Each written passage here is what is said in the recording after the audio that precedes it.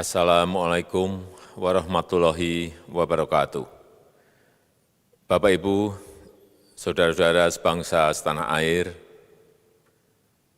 pagi tadi saya telah memimpin rapat terbatas secara virtual tentang Undang-Undang Cipta Kerja bersama jajaran pemerintah dan para gubernur. Dalam undang-undang tersebut terdapat 11 klaster yang secara umum bertujuan untuk melakukan reformasi struktural dan mempercepat transformasi ekonomi.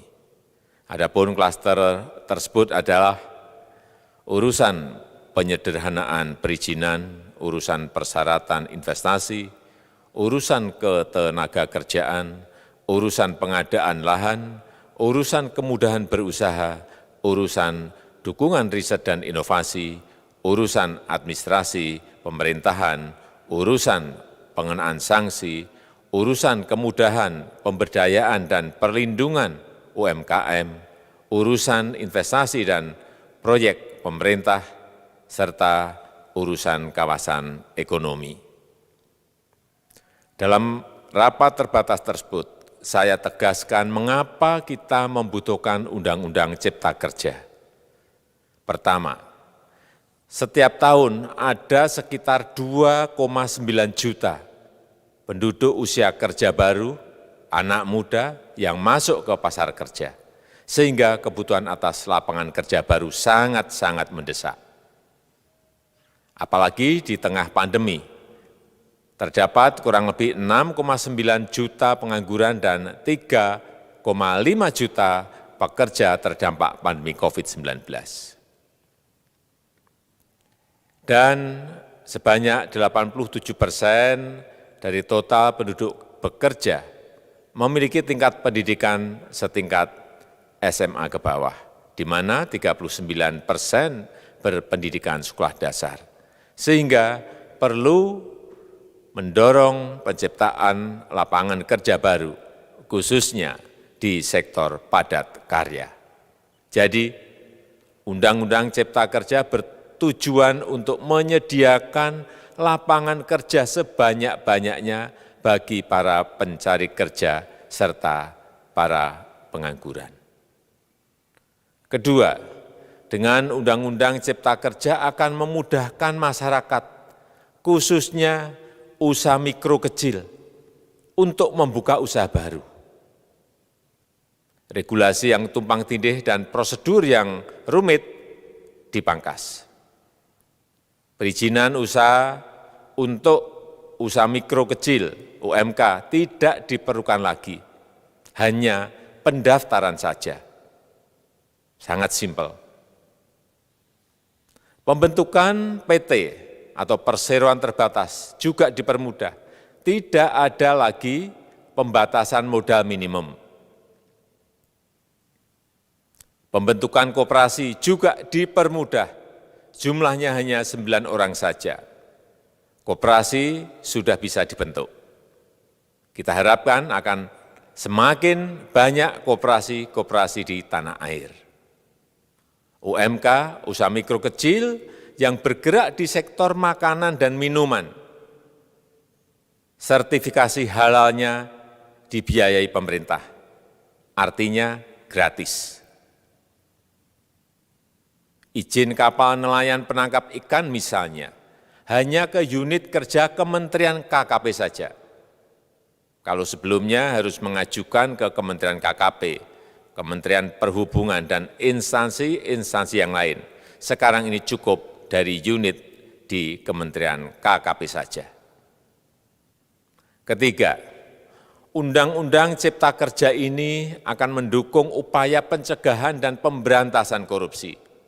Ini jelas karena dengan menyederhanakan, dengan memotong, dengan mengintegrasikan ke dalam sistem perizinan secara elektronik, maka pungutan liar, pungli dapat dihilangkan.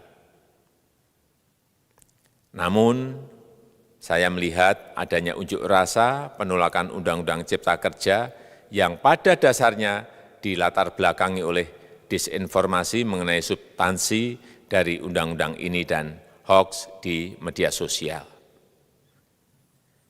Saya ambil contoh, ada informasi yang menyebut tentang penghapusan UMP, upah minimum provinsi, UMK, upah minimum kota kabupaten, UMSP, upah minimum sektoral provinsi.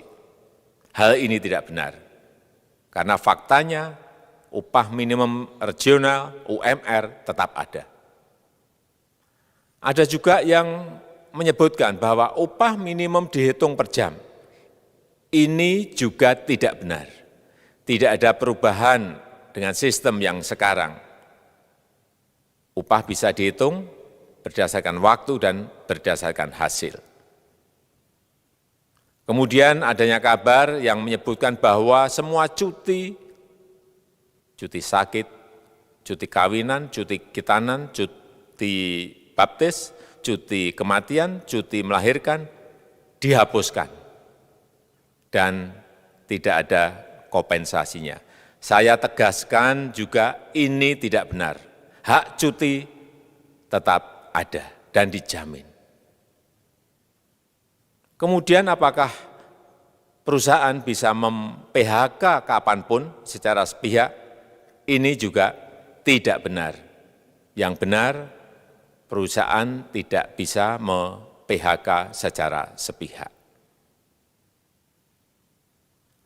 Kemudian juga pertanyaan mengenai benarkah jaminan sosial dan kesejahteraan lainnya hilang. Yang benar, jaminan sosial tetap ada. Yang juga sering diberitakan tidak benar adalah mengenai dihapusnya AMDAL, analisis mengenai dampak lingkungan. Itu juga tidak benar. AMDAL tetap ada. Bagi industri besar harus studi AMDAL yang ketat. Tetapi bagi UMKM lebih ditekankan pada pendampingan dan pengawasan. Ada juga berita mengenai Undang-Undang Cipta Kerja ini mendorong komersialisasi pendidikan. Ini juga tidak benar. Karena yang diatur hanyalah pendidikan formal di kawasan ekonomi khusus, di KEK. Sedangkan perizinan pendidikan tidak diatur di dalam Undang-Undang Cipta Kerja ini. Apalagi perizinan untuk pendidikan di pondok pesantren. Itu tidak diatur sama sekali dalam Undang-Undang Cipta Kerja ini. Dan aturannya yang selama ini ada tetap berlaku. Kemudian diberitakan bahwa keberadaan bank tanah. Bank tanah ini diperlukan untuk menjamin kepentingan umum, kepentingan sosial, kepentingan pembangunan nasional, pemerataan ekonomi, dan konsolidasi lahan serta reforma agraria. Ini sangat penting untuk menjamin akses masyarakat terhadap kepemilikan tanah, kepemilikan lahan. Dan kita selama ini tidak memiliki bank tanah. Saya tegaskan juga bahwa Undang-Undang Cipta Kerja ini tidak melakukan resentralisasi kewenangan dari pemerintah daerah ke pemerintah pusat. Tidak ada. Perizinan berusaha dan pengawasannya tetap dilakukan oleh pemerintah daerah sesuai dengan NSPK, norma, standar, prosedur, dan kriteria yang ditetapkan pemerintah pusat. Ini agar dapat tercipta standar pelayanan yang baik di seluruh daerah. Dan penetapan NSPK ini dapat nanti akan diatur di dalam PP atau peraturan pemerintah. Selain itu, kewenangan perizinan untuk non-perizinan berusaha tetap ada di Pemda, sehingga tidak ada perubahan. Bahkan kita melakukan penyederhanaan, melakukan standarisasi jenis dan prosedur berusaha di daerah. Dan perizinan berusaha di daerah diberikan batas waktu. Ini yang penting di sini. Jadi ada service level of agreement. Permohonan perizinan dianggap disetujui bila batas waktu telah terlewati. Saya perlu tegaskan pula bahwa Undang-Undang Cipta Kerja ini memerlukan banyak sekali peraturan pemerintah atau PP dan peraturan presiden atau Perpres. Jadi setelah ini akan muncul PP dan Perpres yang akan kita selesaikan paling lambat 3 bulan setelah diundangkan. Kita pemerintah membuka dan mengundang masukan-masukan dari masyarakat dan masih terbuka usulan-usulan dan masukan dari daerah-daerah. Pemerintah berkeyakinan melalui Undang-Undang Cipta Kerja ini jutaan pekerja dapat memperbaiki kehidupannya dan juga penghidupan bagi keluarga mereka. Dan kalau masih ada, jika masih ada ketidakpuasan terhadap Undang-Undang Cipta Kerja ini, silahkan mengajukan uji materi atau judicial review melalui MK, Mahkamah Konstitusi. Sistem ketatanegaraan kita memang mengatakan seperti itu. Jadi, kalau masih ada yang tidak puas dan menolak, silahkan diajukan uji materi ke MK. Saya rasa itu yang bisa saya sampaikan pada kesempatan yang baik ini. Terima kasih. Wassalamualaikum warahmatullahi wabarakatuh.